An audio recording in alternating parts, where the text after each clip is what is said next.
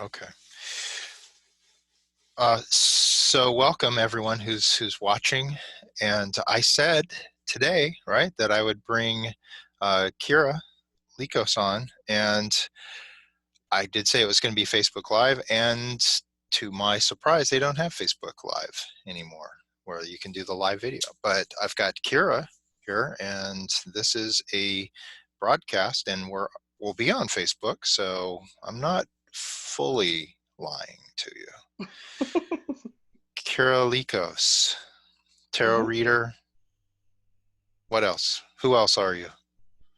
Tarot reader, crystal fanatic, Reiki practitioner, um, dabble in mediumship because I know if I don't say it, you're going to make me somewhere down the You know line. what? You are a psychic, right? Because I was. Yeah, yeah, What about yeah. medium?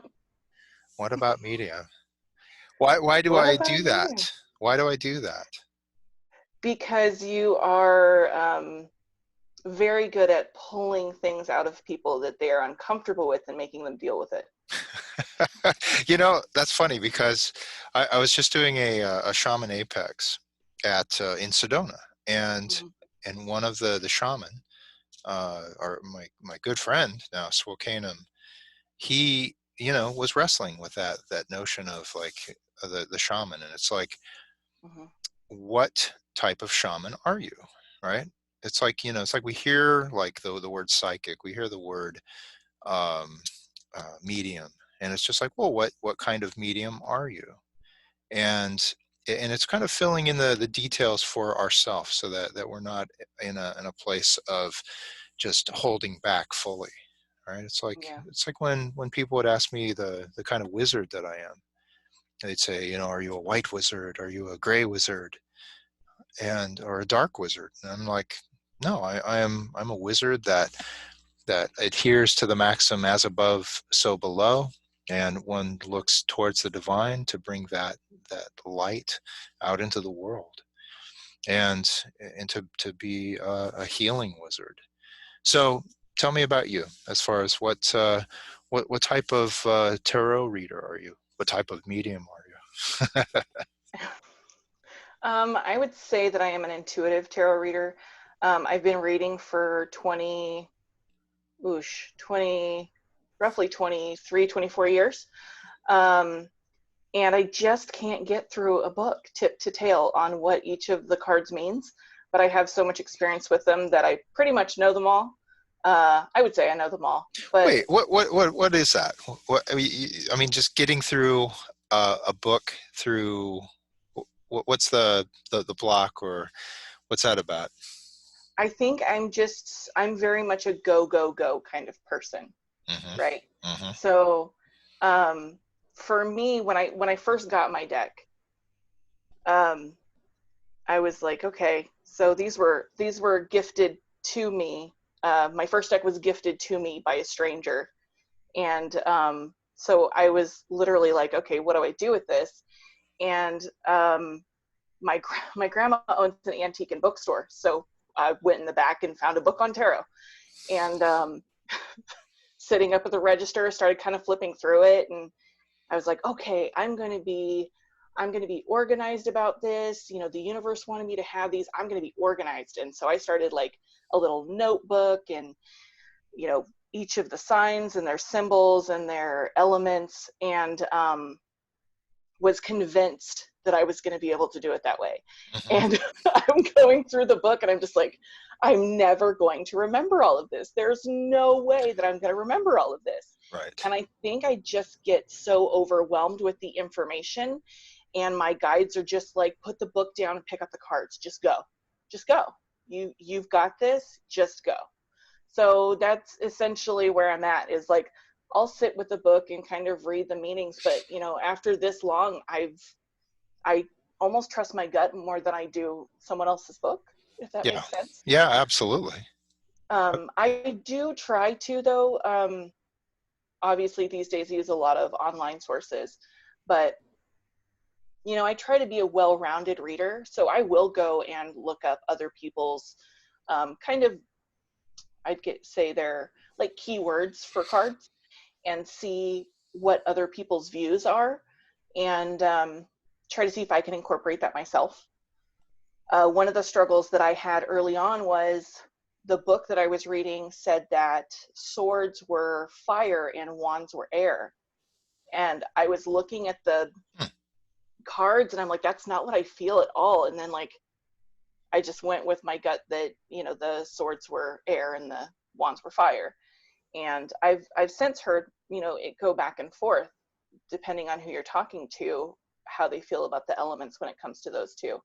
And so, you know, I did try really hard to be like, okay, let's look at it from this angle and see, because obviously it makes sense that swords could be fire because they're born of fire. And wands are wood, so they could be destroyed by fire. So why would an element that can destroy something be like the ruler of that symbol? Sure. So that logic made sense to me, but my gut was just like, nope, nope, they're wrong.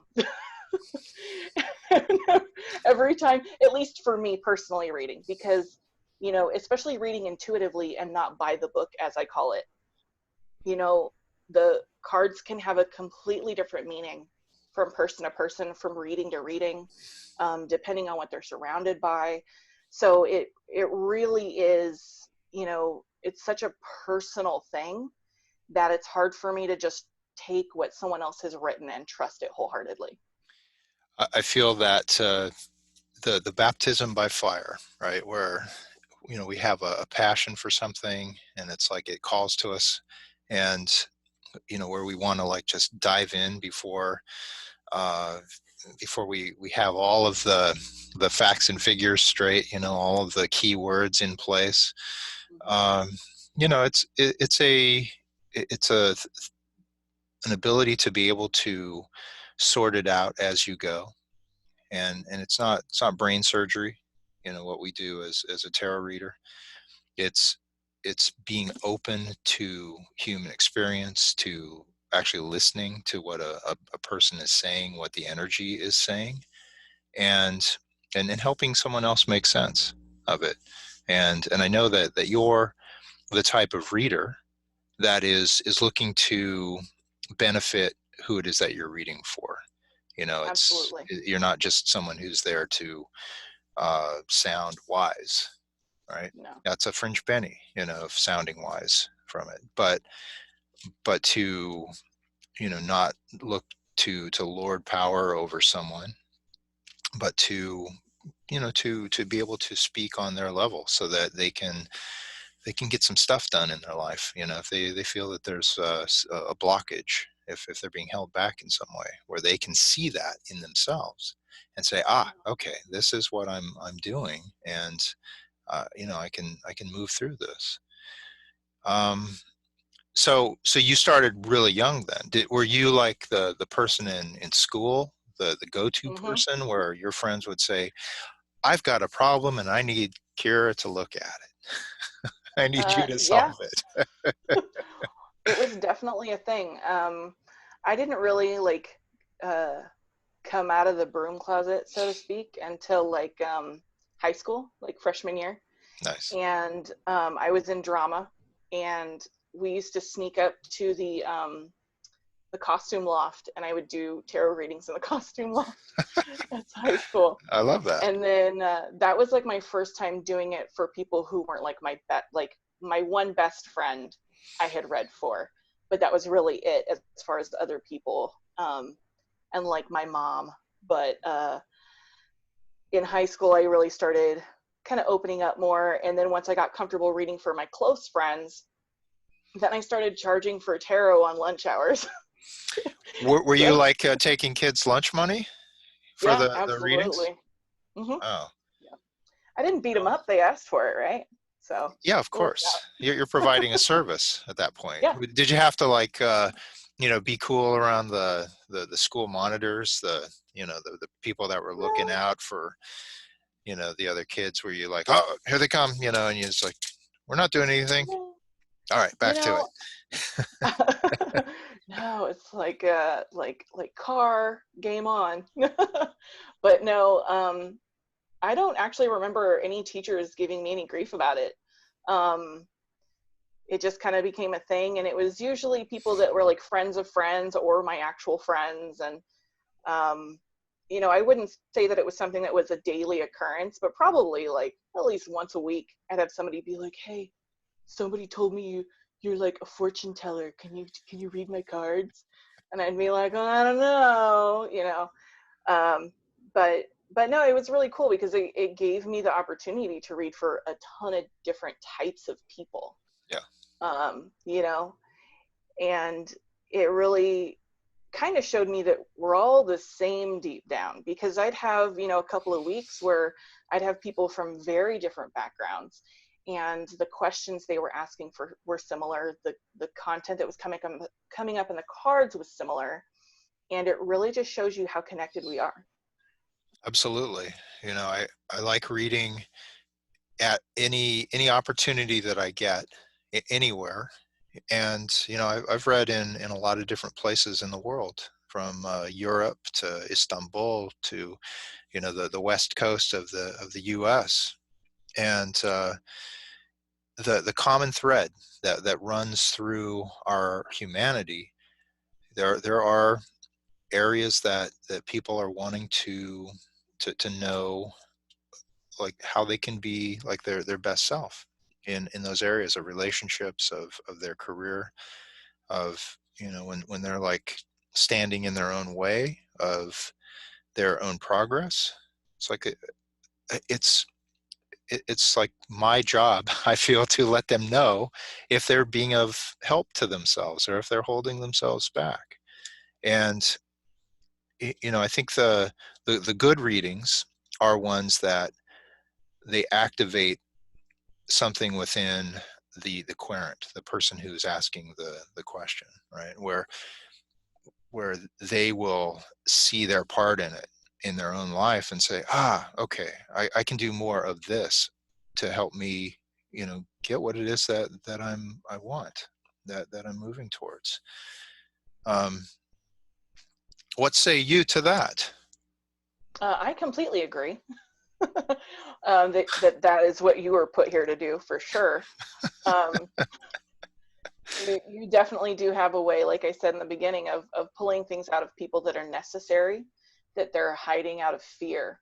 Um, I know that for me, you have been instrumental in a lot of steps that I have taken to further myself as a reader and a business owner, um, as well as gained a great friend in the process.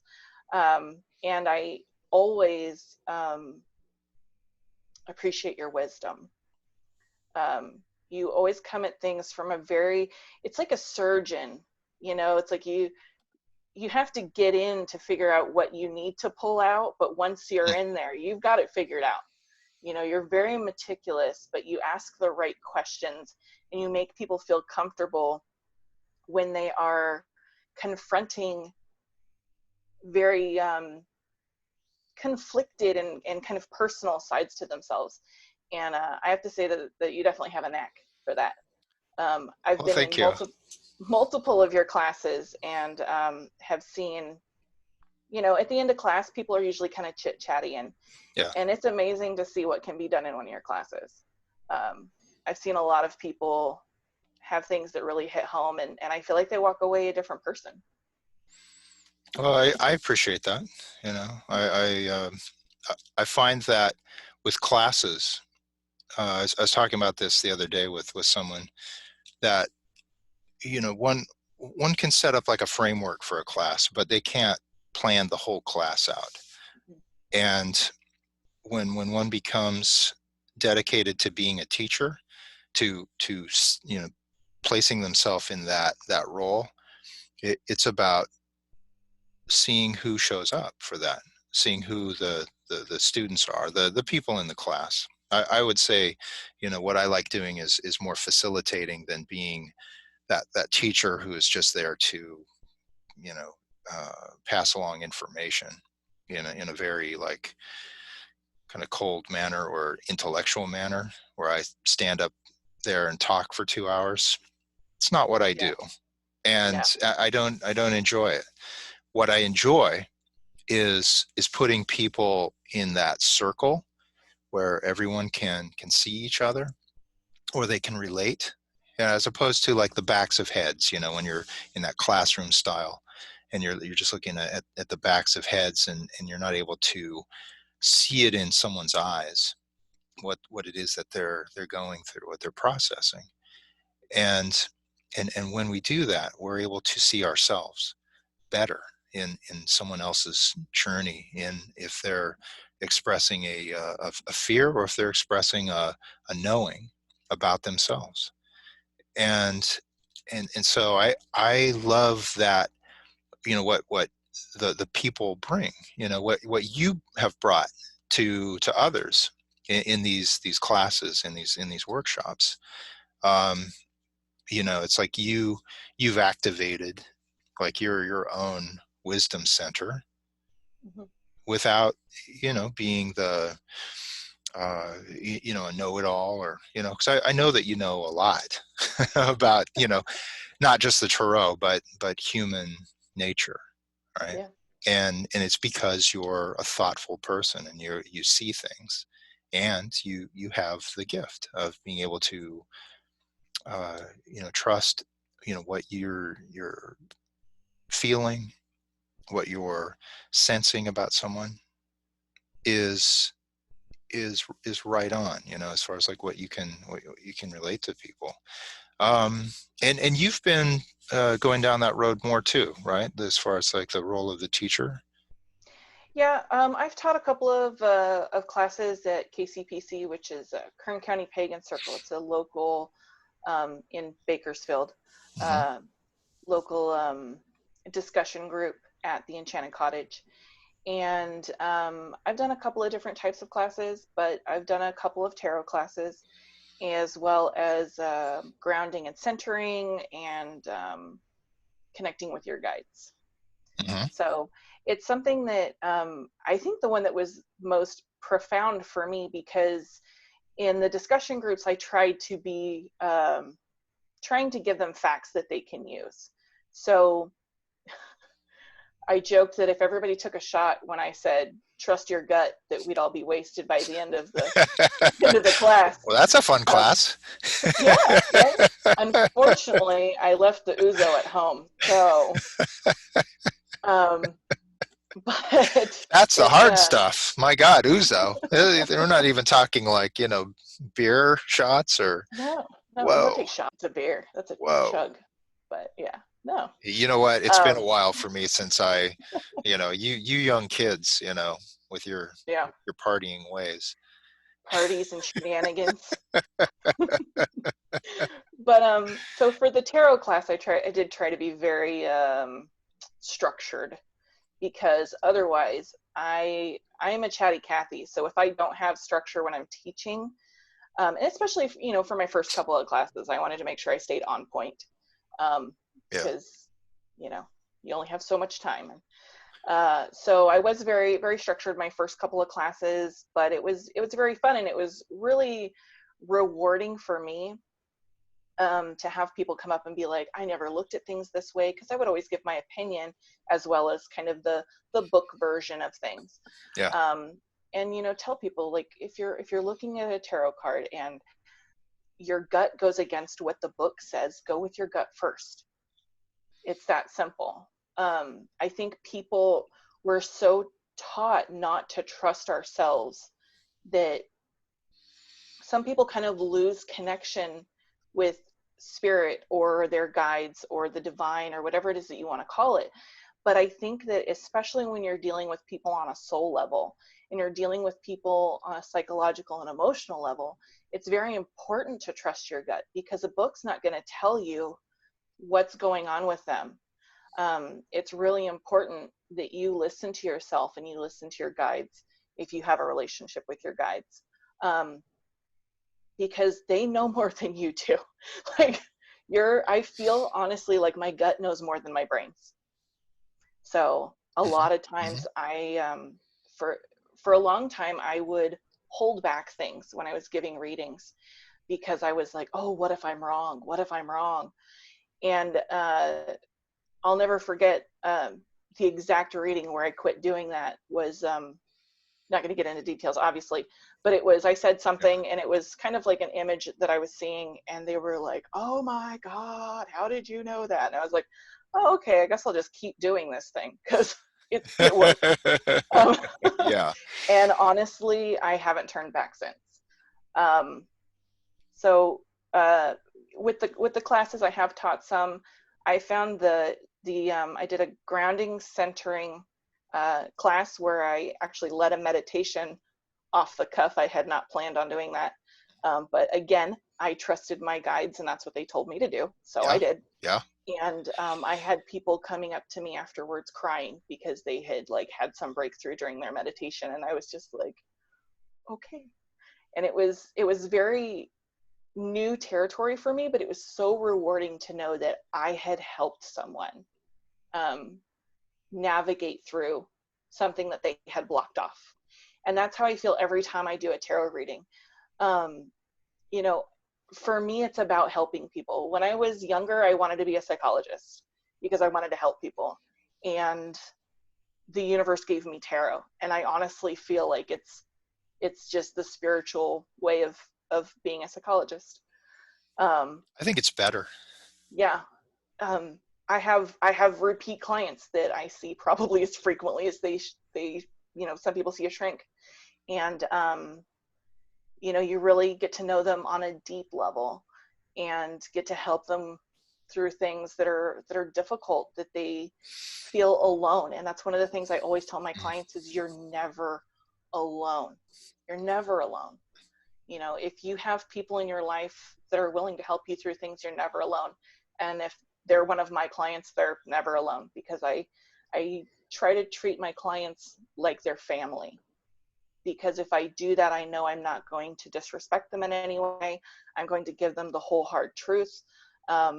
I am very blunt in my readings, which some people, um, That is something that's true about you that I yeah, have come to know too, that hmm you don't hold back, What no, I mean, and it's not in a cruel way, yeah, it's a very honest, direct method. And all readers are different, right? yeah, Some people are very soft and sweet, some are very direct and all. And sometimes it's just about intuiting the the frequency of intensity from the reading that will be the most effective for the querent. oh, absolutely. And for me, like, I don't know if you have the same thing, but for me, different decks serve a different emotion. So, like, we're not going to talk about how many decks I have, but I have a handful. Wait a sec, how many? Oh my goodness. 130. Oh, no, no, no, no, no, no, no. I think I'm in the late teens, early 20s. All right. Do you So have them all at your disposal, like it's an arsenal that you're ready to, like, okay, this deck. I actually, I have a tarot box, which you've seen, my magic toolbox, I call it. Right. And that'll hold like 5 or 6 decks. So when I'm doing an event or I'm going to see a client, if I'm doing an event, I have kind of my typicals that come with me. But if I'm reading for a client specifically, I'm going to meet a client, I will literally kind of put my emotional feelers out there and kind of ask who wants to come. Sure. And it's amazing that like I will kind of like hear like, okay, like I'll hear from one of my decks, almost like they're my own little, like they have their own voices, almost like they are spirit guides. Yeah. I don't know how else to word it, but literally I'll hear like, okay, let's take the Bowie deck, or the Bowie deck's like, take me, or my Morgan Greer, which is my original deck. Um, and so it's funny because the 3 that I use most of the time at this point in time is Morgan Greer, the Starman, which I also call the Bowie deck, and Shadowscapes Tarot. And they Hmm. all have very different personalities. Yeah. And it's funny because I can tell before I get to my querent kind of their emotional state based on which deck wanted to come with me that day. So If they want the cold hard truth with zero fluff, I'm taking my Bowie deck. If they want the facts, but they need to be very factual with zero emotion whatsoever, that's more my Morgan Greer deck. Um, and if it's someone who needs things explained in a softer manner, then that's my Shadowscapes deck because it's Mhm. a very soft deck. Yeah. You still get and the thing is, it's not like the message is going to change from deck to deck, but it's how the information is received and comes across. Just the vibe that comes with those decks are very different. Um, so I find it very interesting. I was going to ask you if you have the same thing. Like, do you have, I know you mostly use the Wizards Tarot, but do you have other decks that you use? Um, when I was reading on the Queen Mary at Dark Harbor, I used the Ghost Tarot, Mm, partly to just be in the proper decorum for the event, but also it stretched me, to read from another deck. And what was funny about that deck was it's very mysterious looking. It can be kind of dark as far as like the actual just artwork on it, rather than it being bright colors and all that. It can be ghosty and misty, and where I was reading on the Queen, it was not super well lit. And so I had to train myself to know what the cards were, upside down and sideways, so that I didn't interrupt the flow of the yeah, three card reads that I would do, and just keep it very, very professional in that manner. But also, it's like the voice of a reader. The, the when you activate your own core, it's like you can look at all these different decks, all these different images, and still make sure that you're being authentic to who it is that you are, as far as what you're looking to convey to someone. And I feel that I am a healer at my core. And so, if there's a three of swords, let's say, in any of these decks that I'm reading from, I still want someone to be able to recognize a place of maybe suffering inside of themselves, but to know that they're able to move through that, and not be stuck. I'm a big fan of making sure that people know that a a situation that they're in, that it's important that they move through it, that they recognize it, they see the significance of it, so that either they can look to move out of it, or if it's an ongoing pattern, know their part in it, so that they can change it up. They don't have to be in a place of suffering for themselves. um I I always explain to my querents that, especially ones that are new, yeah. that to me the tarot is just laying out your roadmap. And if you don't like the the the route that you're taking, there's lots of side roads you can take to get to your destination in the manner that you want to get there in. Yeah, it's a really great way of looking at the pattern, since it's a symbol system that uses the cycles, Mm-hmm. the suits and all, from ace to 10, and we get to see how things can wind up, and then we have that choice: do we want to just keep staying in that pattern, in that cycle, or do we want to change things up?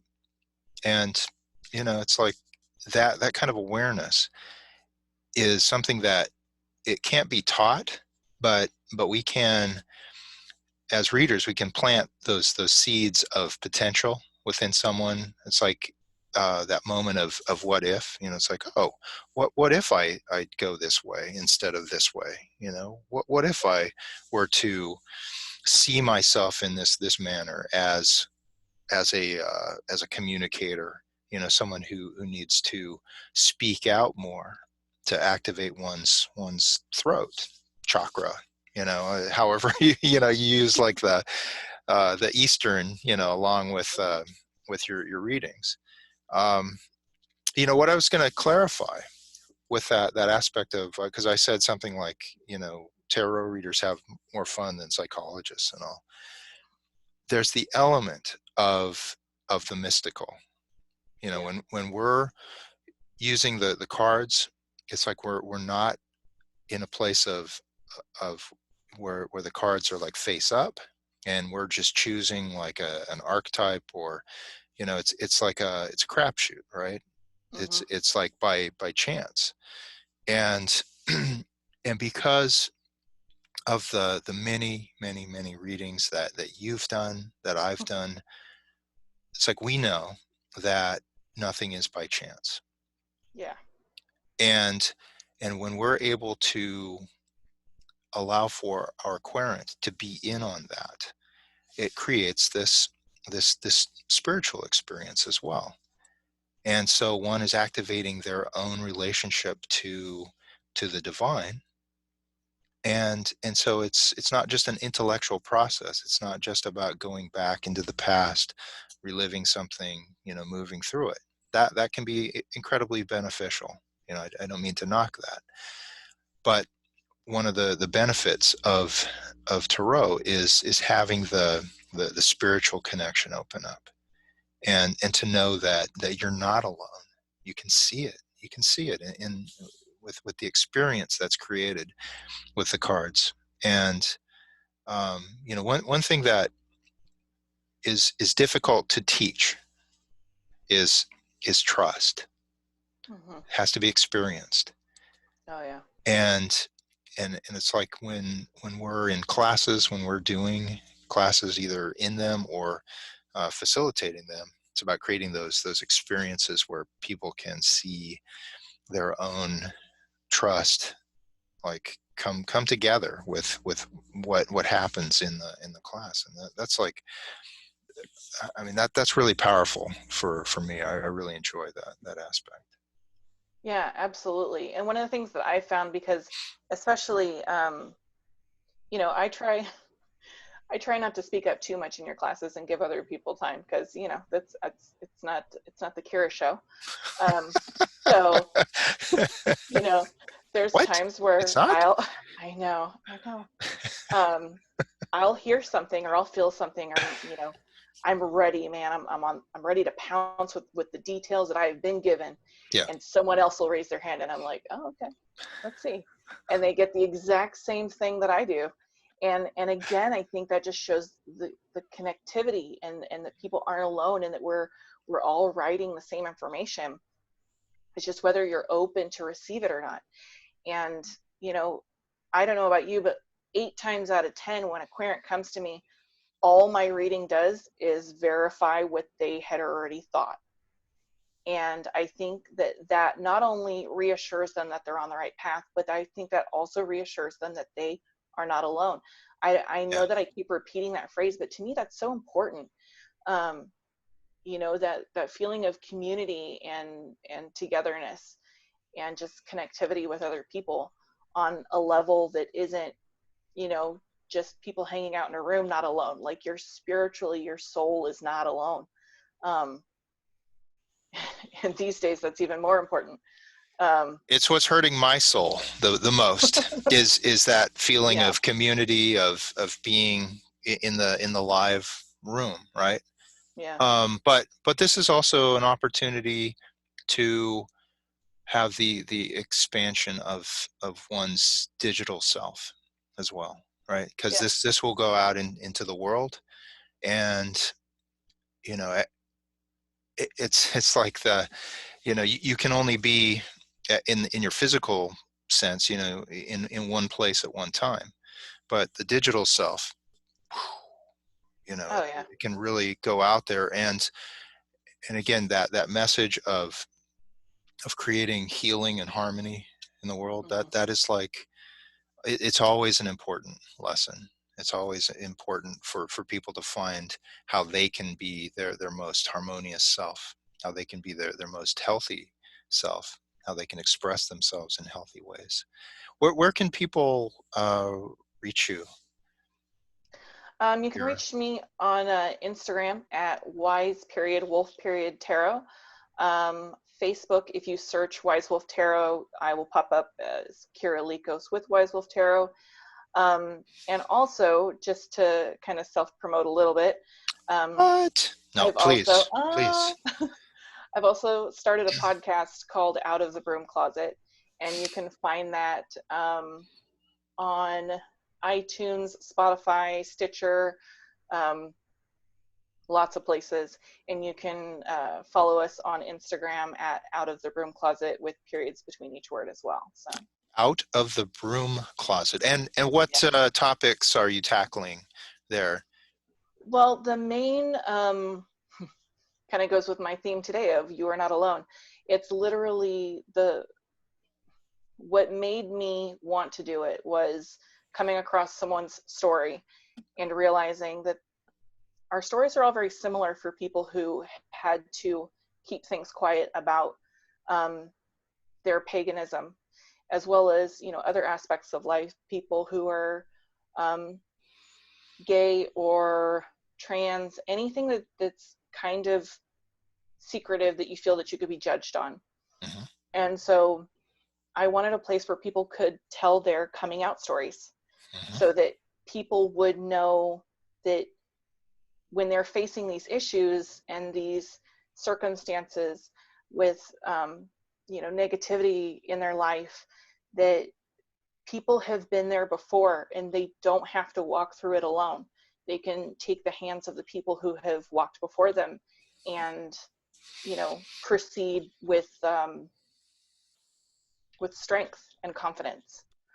And also kind of do some tarot talks and things of that nature down the line. I'd like to have people, when they come to do their coming out stories, kind of talk about their expertise so that we can learn from someone who does it every day. Because me going and researching how to be a green witch is going to be far less entertaining than me having a green witch on explaining how to be a green witch from Hmm. someone who does it every day. So I Sure, want it to come, sure.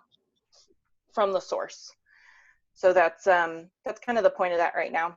It might change, who knows, but I kind of feel like the base is really what I want to get through It's is funny, when you start something like that, it's about beginning, and it's about seeing if there's the potential for it to evolve, mm-hmm. and but to go for it, to not try to make it perfect, right? But Yeah, to just keep moving with it.